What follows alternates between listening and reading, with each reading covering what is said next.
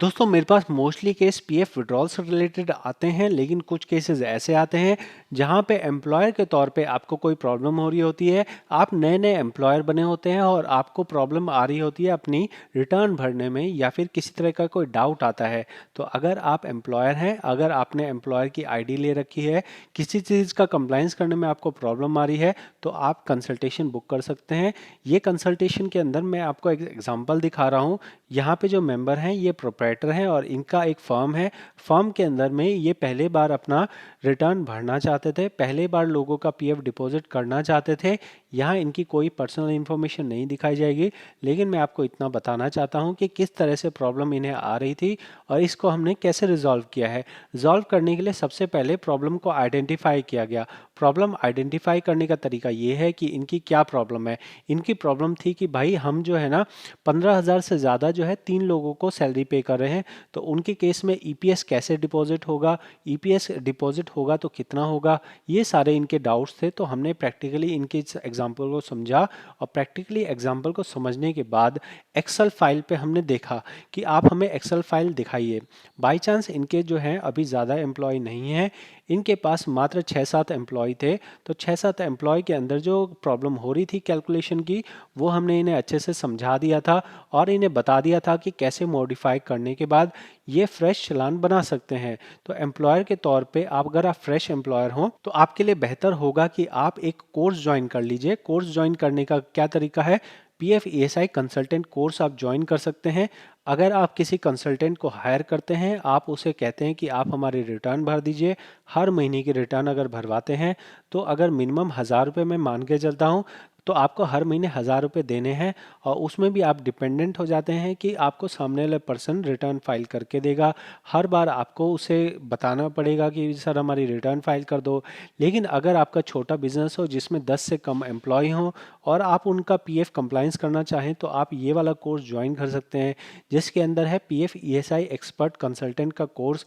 इसमें ना केवल आपको रिटर्न भरने के बारे में बताया गया है, बल्कि जो छोटे छोटे डाउट्स होते हैं, जैसे ये जो सर थे जिन्होंने कंसल्ट किया था, इनका ये डाउट था कि सर हमें कितना पीएफ पे करना चाहिए, और जो हम पेंशन वाला पे कर रहे हैं अमाउंट, वो तो हमारा खर्चा हो गया ना। तो इन्हें ये आइडिया ही नहीं था कि वेजेस के अलावा भी इनका खर्चा पड़ता है। तो मैंने इन्हें समझाया कि देखो वेजेस के अलावा भी खर्चा पड़ेगा। अब वो खर्चा किस तरह का होगा, खर्चा ये है कि आपके कंपनी के ऊपर ये भार आएगा कि 12% आपने सैलरी में से तो काट लिया, फिर 12% जो सैलरी का हिस्सा है वो आपको देना पड़ेगा। तो एक तरह से आप 10,000 सैलरी नहीं दे रहे हो, आप 10,000 सैलरी प्लस 12% दे रहे हो, क्योंकि वो पीएफ के अंदर कंट्रीब्यूट हो रहा है। इसके साथ में आपको ईडीएलआई का पैसा अलग से देना पड़ता है। जैसे 6 एम्प्लॉय है ना, तो इनका 483 रुपये करीब ईडीएलआई कंट्रीब्यूशन बन रहा था, वो भी आपके लिए एक खर्चा हो गया।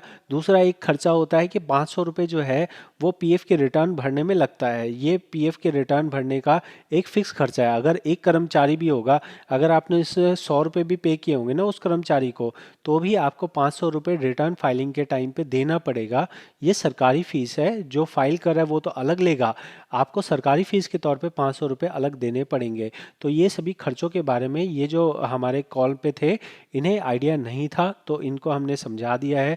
तो अगर आप छोटे एम्प्लॉयर हैं जहाँ पे आपके 10 या 12 एम्प्लॉय हैं, तो आप चाहें तो किसी को आउटसोर्स कर सकते हैं अपना काम, या अगर आप खुद से करना चाहें तो ये वाला कोर्स ज्वाइन कर सकते हैं, जहाँ पे आपको ए टू जेड सारी चीज़ें बताई जाती हैं।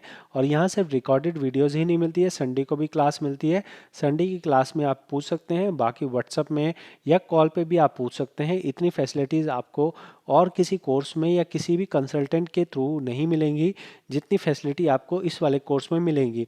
साथ में ही अगर आपको पीएफ विड्रॉल का सीखना हो, तो आपके पास पीएफ विड्रॉल एक्सपर्ट वाला कोर्स है, जहाँ पे अगर मान लीजिए एम्प्लॉय हैं, उनका पीएफ कैसे निकलवाना है वो सीखना है, तो आप ये वाला कोर्स ले सकते हैं।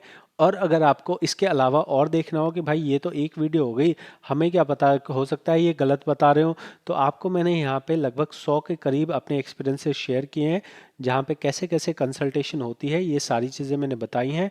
आप इन्हें देख सकते हैं और इसके बेस पे आप यहाँ पे फैसला लीजिए कि आपको कंसल्टेशन कॉल लेना है, या फिर पीएफ विड्रॉल का एक्सपर्ट कोर्स लेना है, या फिर आपको पीएफ ईएसआई कंसल्टेंट बनना है। सारी चीज़ें मैंने डिस्क्लोज कर दी हैं। मेरा काम था अपने प्रोडक्ट को बताना। अगर आप सेटिस्फाई हो तो आप ज़रूर कमेंट में बताएं और आप मेरे से जुड़ सकते हैं डायरेक्ट तौर पे व्हाट्सएप पे, या फिर आप सीधे तौर पे कोर्स बाय कर सकते हैं जिसका लिंक आपको डिस्क्रिप्शन में मिल जाएगा। मैं मिलता हूँ अगली वीडियो में। बहुत बहुत धन्यवाद।